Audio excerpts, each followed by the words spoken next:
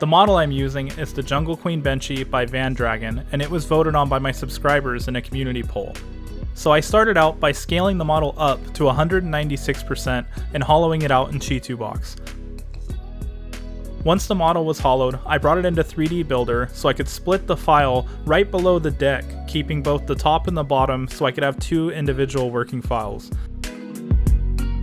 I then saved the sections and brought them back into Chi2 Box to slice and print. The prints went really smooth on my old M5S, but I should have oriented the hull upside down to keep the support bumps off the exterior. I end up unintentionally addressing this in a little bit.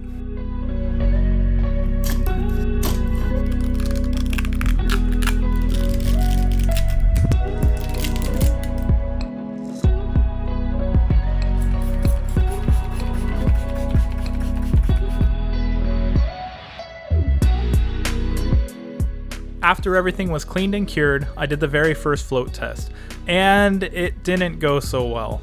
The hull floated fine, but as soon as I added the top deck, it was apparent the hull was way too small to support the weight. So I ended up printing two additional hulls, this time in a better print orientation.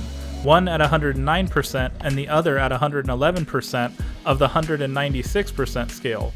So 207% from the original? I don't know if that's how scaling works, but either way, the 111% was the most promising in a float test I did off camera.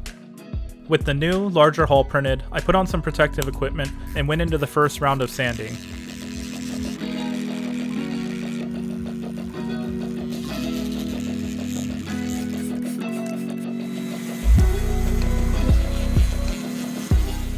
The RC components I will be using are from this janky boat I bought a while back from my pool.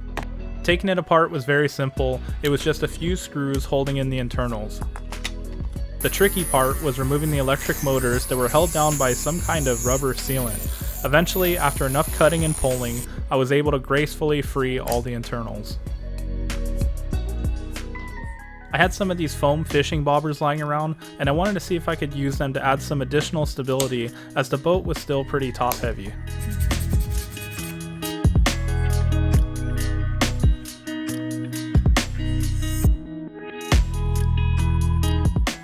Now it was time to transfer the internals into the Benchy, which ended up surprisingly being the easiest process of this entire build. I measured the distance points between the motors and then drilled holes that they could rest in. I then cut off a flap on the back of the hull and temporarily superglued everything back in place before sealing with epoxy. I went in with epoxy to make sure all the cracks were watertight, and then I shaped it the best I could to the hull.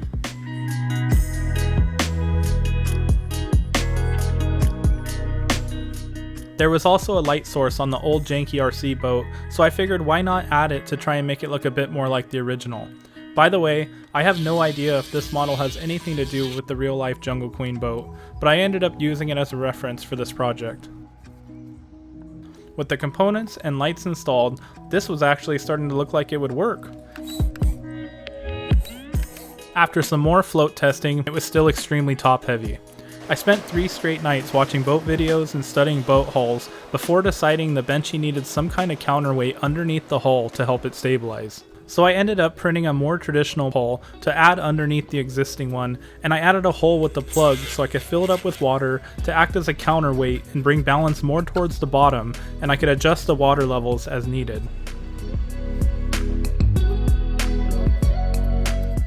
Once everything was centered and temporarily glued down, I used, you guessed it, some more epoxy to finalize everything in place. Apologies for my messy workstation. This was going into day 5 of what I thought would be a weekend project, but with all the reprints and the balancing issues, it took me a lot longer than I initially thought. Once the epoxy was set, it was looking pretty good. It resembled an actual boat hull. Until the next day, where I went absolutely overboard with the bobbers in an attempt to keep this thing floating. Turns out no matter how many bobbers I added, it didn't really make much of a difference in stability. The boat was floating okay now, but even with this giant counterweight I made using one of the old hulls, it still wanted to roll. But luckily, I went to my local Dollar Tree and I found this small pool floaty and decided to try and replace the bobbers with them. I cut the floaties and temporarily held them down with duct tape to do the first true float test in my pool. and unsurprisingly, they worked great. The boat looks like a monstrosity, but at least it gives me a peace of mind that it will float safely now. I then attached them to the boat with Gorilla Glue and decided to trim down the counterweight since it wasn't needed as much anymore, and I also added an adjustable rudder to keep the boat going in a straight line. Once everything was dried and hardened, I painted everything black, which helped cover some of the mess.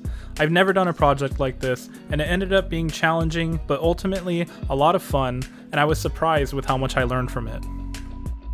I sprayed the top deck with some Rust-Oleum gloss white, and the gloss left the model really bumpy and it took literally days to dry.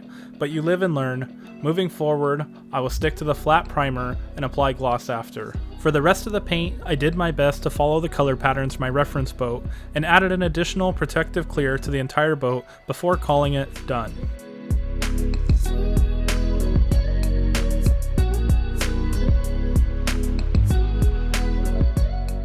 And now for the Jungle Queen Benchy's true test and Maiden Voyage.